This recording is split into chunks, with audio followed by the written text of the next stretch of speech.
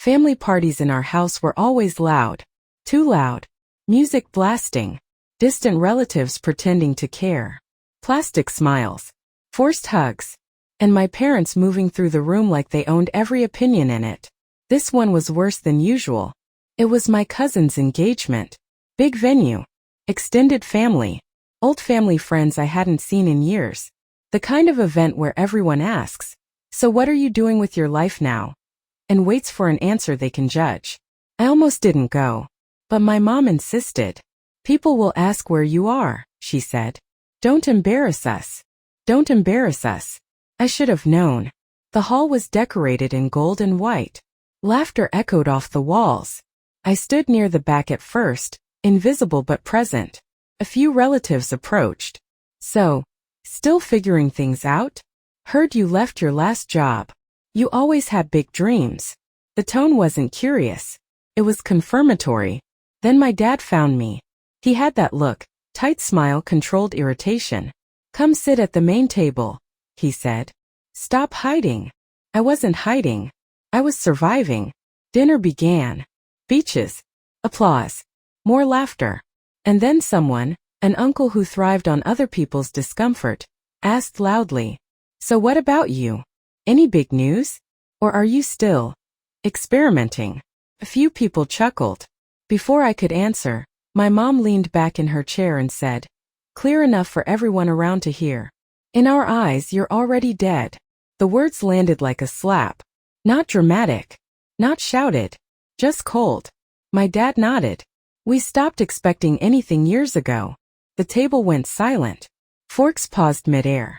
Someone whispered, "That's harsh." But no one stopped them. My chest tightened. My ears rang. For a second I genuinely wondered if I had misheard. Dead. Not disappointing. Not confused. Dead. I looked around. Some people avoided eye contact. Others watched me carefully like this was entertainment. My mom added almost casually, "We've accepted it. It's easier that way. Easier to pretend your child doesn't exist than to believe in them." I felt something rising in my throat. Anger. Hurt. Shame. But underneath all of it, clarity. This wasn't about my job. Or my choices. Or my timeline. This was about control. If I was dead in their eyes, then they didn't have to acknowledge anything I did. They didn't have to risk being wrong about me. I stood up slowly. The chair legs scraped loudly against the floor. Every head turned. For years I would have apologized. Laughed it off. Said something self-deprecating to make them comfortable. Not this time. I looked at my parents. Really looked at them. And I smiled. Not sarcastic. Not angry. Just calm. "You're right," I said quietly. That confused them. My dad frowned. "What?" "In your eyes," I continued, "I'm already dead." The room felt smaller. "So you won't mind," I added, "when I stop trying to live for you." Silence. Pure heavy silence. My mom's expression hardened. "Don't be dramatic." "I'm not," I said. And I wasn't. Because in that moment something inside me actually died. Not my ambition. Not my drive. Just the part of me that kept begging for their approval. I picked up my jacket. My dad scoffed. "Running away again?" I paused at the edge of the table. "No," I said calmly. "I'm being reborn somewhere else." A few people shifted uncomfortably. Someone whispered, "This is awkward." Good. Let it be. I walked out of that hall without looking back. Outside, the night air felt cold and sharp. My heart was pounding, but not from fear. From freedom. If I was already dead to them, then I had nothing left to lose. And nothing left to prove. That night I didn't cry. I made a list. Everything I had postponed because I was waiting for them to believe in me. The business idea they called unrealistic. The city they said I couldn't survive in. The risks they warned me would destroy me. If I was dead in their eyes, then I could live without their expectations. And the next time they heard my name, it wouldn't be at a family party. It would be somewhere they couldn't ignore. They try to control the narrative. Rumors spread in the family. And your quiet comeback be. The next morning my phone was full of messages. Not concern. Curiosity. "Are you okay? What happened last night? You know they didn't mean it like that." They didn't mean it like that. Interesting how cruelty always gets rebranded as misunderstanding. By noon, the family narrative had already shifted. According to my aunt, I had overreacted. According to my uncle, I was too sensitive for real life. According to my parents, I had stormed out for attention. Dead people apparently are dramatic. I didn't defend myself. I didn't explain. Instead, I did something that confused everyone. I disappeared. Not emotionally. Strategically. I stopped attending family events. Stopped replying in group chats. Stopped reacting to indirect comments posted online. Silence makes people uncomfortable, especially when they're used to controlling the story. 2 weeks later, my dad called. Not to apologize. To correct the narrative. You embarrassed us, he said flatly. People are talking. I almost laughed. They were already talking, I replied calmly. You made us look heartless. I let that hang in the air. You called me dead, I said. It was a figure of speech, he snapped. You always twist things. No, I remembered things.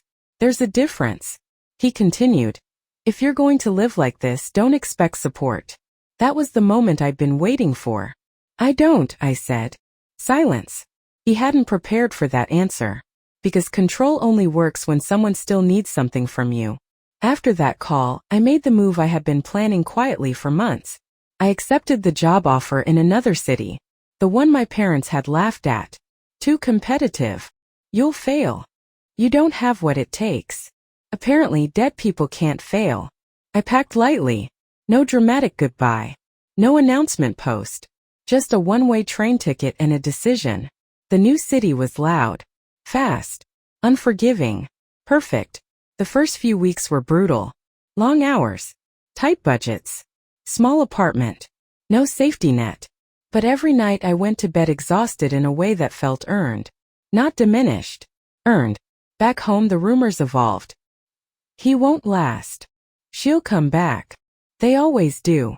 But I didn't. 3 months passed. Then 6. I stopped checking their social media. Stopped wondering what they were saying. Instead, I focused on what I was building. New connections. New skills. New confidence.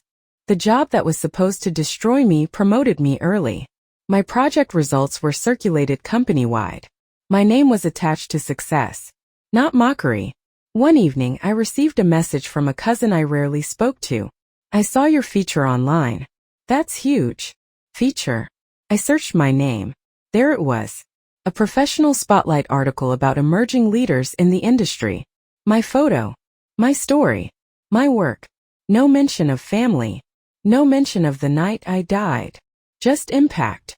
Within hours, my phone buzzed again. This time it was my mom. We didn't know you were doing so well, she said softly.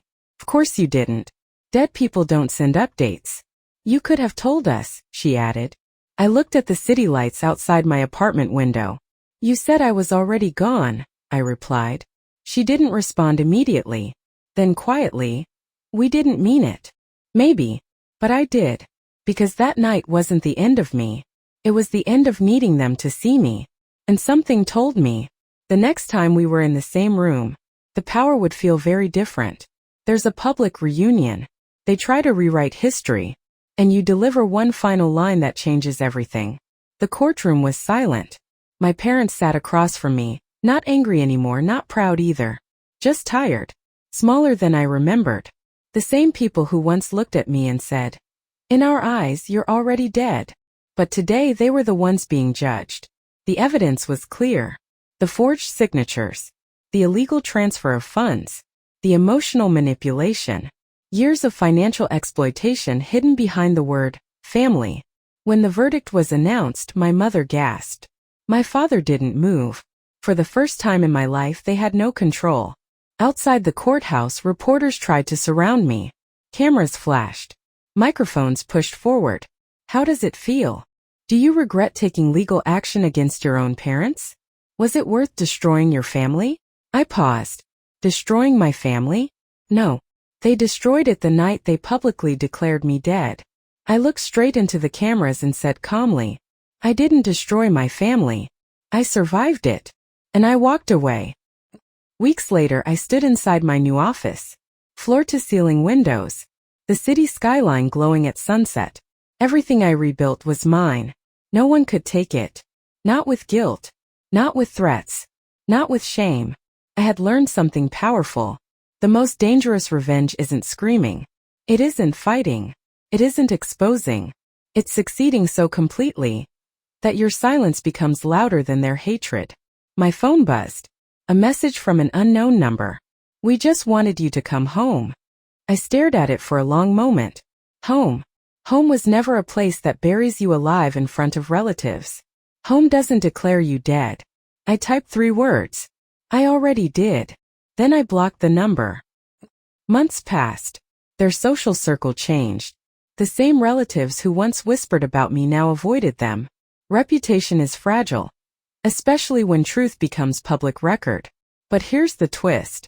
I didn't celebrate their downfall. I didn't smile at their humiliation. Because revenge wasn't about watching them suffer. It was about no longer caring if they did. One evening, I visited the old neighborhood. I stood across the street from the house where everything began. The windows looked smaller now. The door that once closed on me forever just looked like wood. I realized something that shocked even me. I forgave them, not because they deserved it, but because I deserved peace. Forgiveness wasn't surrender. It was freedom. They once said, "In our eyes, you're already dead." And they were right, in a way. The version of me that begged for approval? Dead. The version that tolerated disrespect? Dead. The version that feared standing alone? Dead. What replaced it was unstoppable. I turned away from the house without looking back. Some stories end with revenge. Mine ended with power and peace. If this story hit you, if you've ever been betrayed by the people who were supposed to protect you, comment below. I survived. Because sometimes the strongest revenge is living well without them.